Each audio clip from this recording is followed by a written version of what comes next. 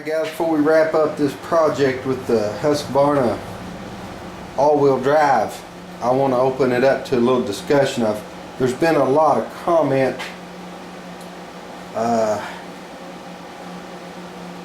concerning the issue.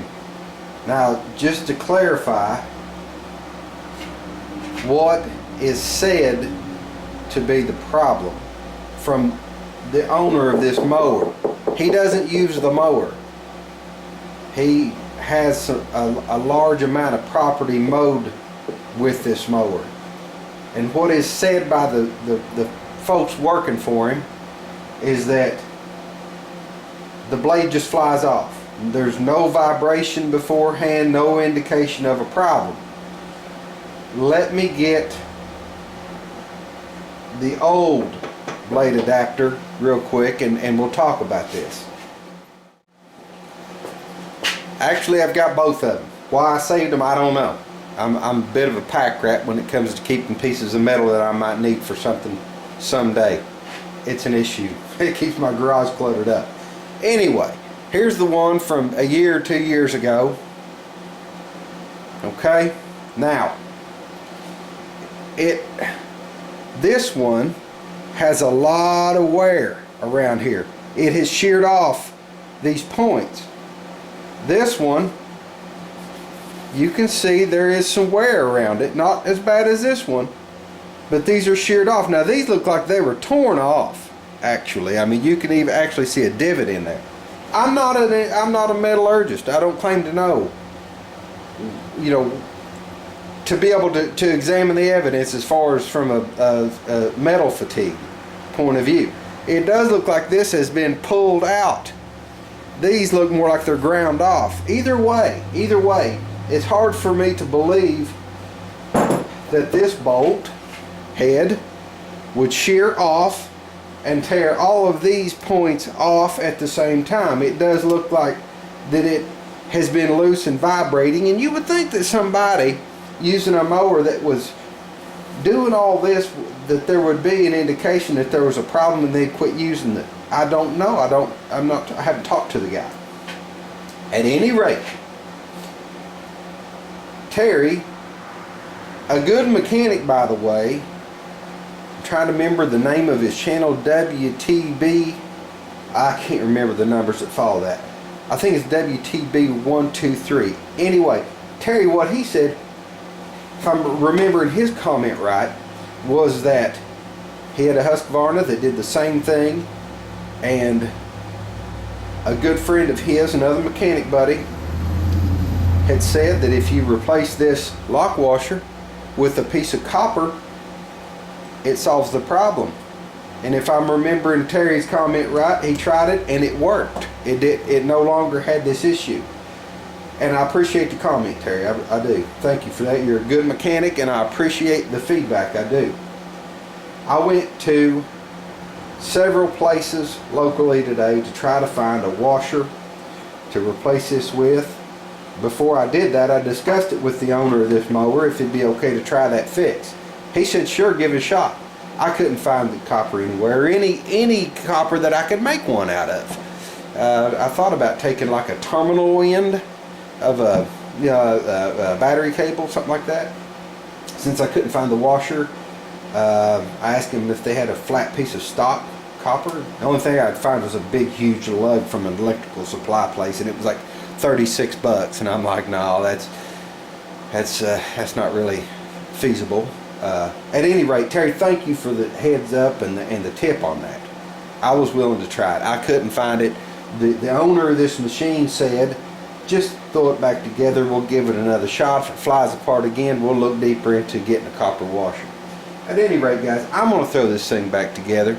I was wanting to clarify because it seemed like, you know, in the course of discussion about this issue, there's a lot of talk, and I appreciate the feedback, and I was just really, in this conversation, I was trying to clarify what had really transpired. At any rate, I'm going to throw this thing back together. I went ahead and changed the oil, and Chewy from the Sears Backyard Tractor Club Sears Suburban Tractor Club. He said, man, it's just odd that they don't engineer a drain plug in a motor. And I agree with him.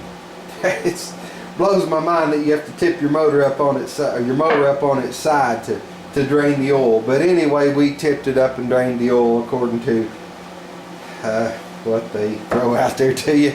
The product they make for you. You just got to go with it sometimes. Anyway, we've got the blade here. I think this thing was $32 for this blade. We've got a stamp here, grass side. So we're going to start there. We'll get this thing. There's the key. That's the way it keys in. Now I've got a hardened washer here. It goes on my boat and lock washer. And these do come with a bit of Teflon. I don't know if you can see that. Not Teflon, but the Loctite type stuff. Not sure what it's made of, but they provide it on the bolt. Not sure the strength of that or the quality of it. That's what they give you. Okay. Well, I wasn't quite prepared. I didn't have my socket extension set up. It's really interesting though, you know, to have an issue like this. It does, you know, it makes you wonder why that it's doing it. Is it a vibration issue? Is it the strength of the metal in the bolt? What is it? You know, what could be happening? And you're kind of at the mercy of what you're being told. Honestly, not having the opportunity to talk to whoever was using the machine as to what's happening. So you never know. Hopefully this will fix it. If it doesn't and it comes back, we'll look deeper into it. At any rate, that's what's going on. I'm gonna just try to. Okay, got her on there good and tight. We'll see what happens. We'll see what happens. It's still I'm not satisfied. I'm not satisfied with the solution, and I wish I could have tried the copper washer approach, because it was, and I hope I clarified what Terry put forth to me in the fix. I would love to have been able to try it. Maybe next time. Hopefully there won't be a next time. But at any rate, thank you for the feedback and the comments. We'll see if we can get this thing fired up and get it returned to the owner. Fired up just to get a feel for any vibration or anything that might be an issue.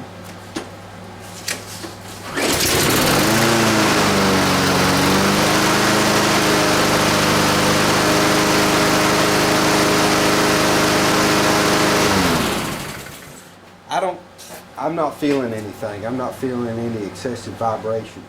Okay, there is more to the story. I was going to wrap the video up with where it was. I returned the mower and gave the owner an update on what I had done and what I had found. And he told me a little more to the story. The person using the mower had told him between our last conversation that they did notice a vibration the week before the blade fell off. So what we're going to do, I told him, I said, next time you use the mower, we'll check and see if the bolt has loosened up any. And that tells more to the story. But there was some vibration. That was the part I was confused about as to why that would snap clean off. Just, you know, that where it had these raised edges on this where the blade mounts. How in the world that bolt head could snap clean off plus wear these at the same time?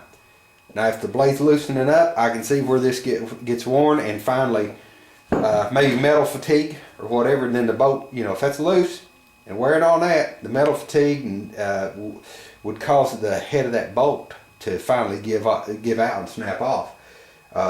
It's maybe what's happening. I don't know. I just wanted to throw that little piece of information out there. Next project, he sent me back with this.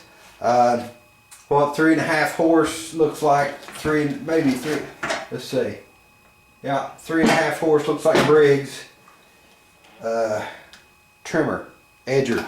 That's what I'm trying to say. He just said fix it. I'm not sure what all it needs. He said the primer bulb he thought was worn out. We'll just give it a once over. He said the clutch on our I get turned here. It's not grabbing every time, so we're gonna look into that and see what the issue is on this. But he said the pull start's not dependable. There we go. Not dependable. Catches sometimes it doesn't. Doesn't run quite right. So probably sharpen the blade, fix the pull start, and probably clean the carburetor up and replace that primer bulb. I don't know. Anyway, I'll quit rattling about it. We'll get this will be our next project.